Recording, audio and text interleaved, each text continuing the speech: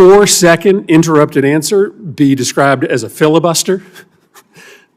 I mean, I think the most important part of these hearings is hearing the answers from our witnesses. I don't know that it serves this committee very well to give you literally 3 seconds to answer very complicated questions before asking the next one. And so I'm going to ask you a question, Secretary Mayorkas, and I'm going to give you the time to answer it. I think that you get a lot of criticism for implementing the law. It's been 40 years since we've come to a bipartisan agreement on how to change the law. We have tried many times to engage in that process, most recently in 2013 when we came to a conclusion in the Senate, but Republicans in the House of Representatives refused to take up our measure. This could all be a lot easier if we would decide together to come together and fix part of this problem, half of this problem, all of this problem. But most of the complaints here are because these laws haven't been updated in 40 years, and this administration and every administration has been stuck with a mess caused by congressional inaction.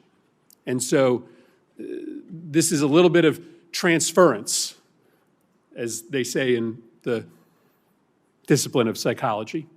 So you've asked for $755 million for USCIS in this budget.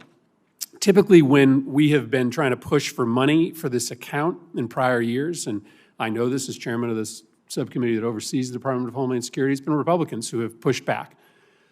But tell us the consequences of underfunding USCIS at the level that it is underfunded today. Tell us how your hands are tied to try to efficiently manage the border if you don't have the resources you need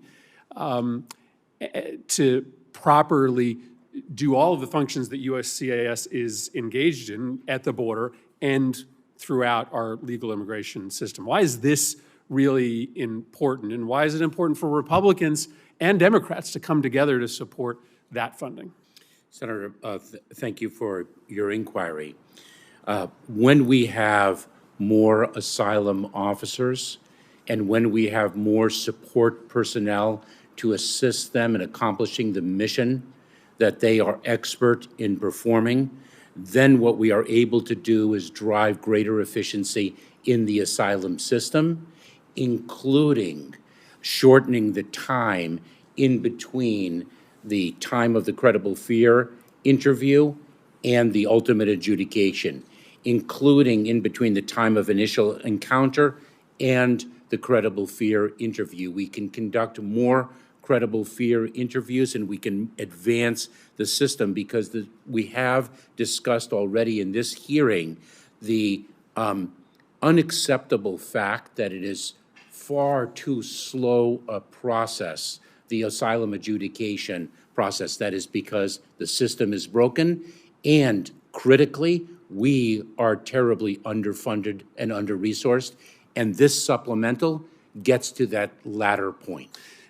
One of the things my Republican colleagues have talked about in this hearing is adjustments to the asylum standard. And I think that's a legitimate conversation to have, but that will necessitate, to the extent that there is more or different work being done by USCIS, some pretty significant new resources. And so I just put that on the table for my Republican colleagues who are coming to the table in good faith for a conversation about changing the laws. Last question, Secretary Mayorkas, just to talk for a minute about the not-for-profit security grant program. I know how much you believe in this. I know that you have been very vocal about the incredible increase in anti-Semitic rhetoric and violence, as well as threats of violence against our Muslim communities. This program is badly underfunded compared to the amount of need. Talk to us about the gap that exists right now between the amount of money that's in that account and the amount of demand, in particular from synagogues, Jewish community centers, and mosques to upgrade their security. Senator, very, very quickly.